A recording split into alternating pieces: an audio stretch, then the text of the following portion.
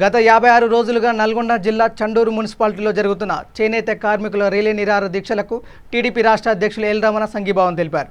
ఈ సందర్భంగా రమణ మాట్లాడుతూ చేనేత కార్మికులను నిర్లక్ష్యం చేస్తున్న టీఆర్ఎస్ ప్రభుత్వంపై మండిపడ్డారు। చేనేత కార్మికుల సమస్యలను పరిష్కరించి జీవనభృతి కల్పించాలని కోరారు। అసెంబ్లీ సమావేశాలలో చేనేత కార్మికుల సమస్యలకు పరిష్కారం చూపకపోతే పద్మశాలి బిడ్డగా సమస్యల పరిష్కారం అయ్యే వరకు పోరాడతానని తెలియజేశారు। ప్రాణాలు పోయినా సరే హక్కుల కోసం ఉద్యమించాలని అన్నారు। ఈ కార్యక్రమంలో తెలుగుదేశం పార్టీ రాష్ట్ర నాయకులు చిలివేరి కాశీనాథ్, రాష్ట్ర పద్మశాలి నాయకులు, చేనేత కార్మికులు పాల్గొన్నారు।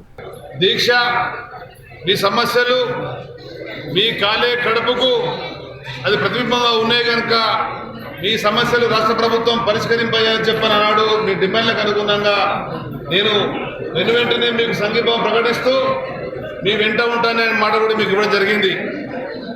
దానికి అనుగుణంగా రాష్ట్ర పద్మశాలి సంఘం ఆధ్వర్యంలో జరిగిన సమావేశంలో ఈ కరోనా వైరస్ విజృంభిస్తున్నది। కరోనా వైరస్ లో మన వాళ్ళు ఆ బారిన పడి కూడా కొందరు అనారోగ్యం పాలవుతారు, అక్కడక్కడ ప్రాణాలు పోయే పరిస్థితి వస్తుంది కనుక ఎట్లా అని చెప్పినప్పుడు ఒకటే ఒక మాట చెప్పిన పద్మశాలి బిడ్డగా, ఒకవేళ కరోనా వైరస్ విజృంభించి ప్రాణాలు పోయేదిన్న అసలు బాధ్యత మాత్రం తప్పకుండా మనం పోరాడదాం, దానికైనా తెగిస్తామనే మాట కూడా చెప్పే విషయం మీకు సందర్భంగా తెలియజేస్తున్నా। ఎందుకు అంటే ఒకవైపు ఈ చేనేత బిడ్డలు చేనేత నమ్ముకొని స్వయంగా వాళ్ళ ప్రతిభతో ఎదిగినటువంటి వాళ్ళు ఈ అనాగరిక సమాజానికి నాగరిక నడగలిపినటువంటి బిడ్డలు వాళ్ళ కాలే కడుపుతో ప్రాణం తీసుకుంటుంటే ఆత్మహత్యలు పాల్పడుతుంటే ఈ ప్రభుత్వం మాత్రం ముందుకు రావడం లేదు। కళ్ళబొల్లి మాటలతోనే ఈ ప్రభుత్వం కాలమెలుగుతుందే కానీ ఈ కరోనా విజృంభిస్తున్న సమయంలో అరికట్టడంలో వైఫల్యం చెందినటువంటి ప్రభుత్వం ఈ కరోనా బారిన పడేటువంటి బిడ్డలను కాపాడలేనటువంటి ప్రభుత్వం చేతులెత్తేసింది। అదేవిధంగా చేనేత వర్గాల సమస్యలను కూడా పట్టించుకున్నటువంటి పరిస్థితి కనుకనే జరగబోయే అసెంబ్లీ సమావేశాలలో ఎట్టి పరిస్థితులలో ఈ సమస్య పరిష్కారం కావాలని చెప్పని ఈ సమస్య గతంలో నేను మంత్రిగా ఉన్నప్పుడు 25 కింద సమస్య వచ్చింది।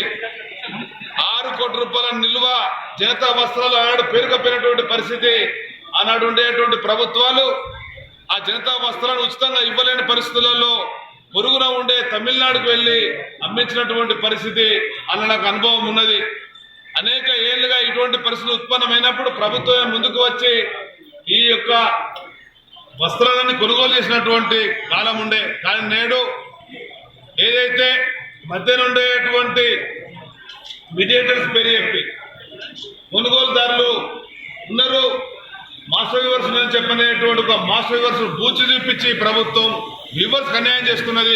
చివరికి చిన్న పిల్లలు దీక్షలు కూర్చున్నటువంటి వచ్చింది పరిస్థితి అంటే ఇది కేవలం కల్వకుంట్ల చంద్రశేఖరరావు కేటీఆర్ యొక్క నిర్లక్ష్య వైఖరికి పరాకాష్ట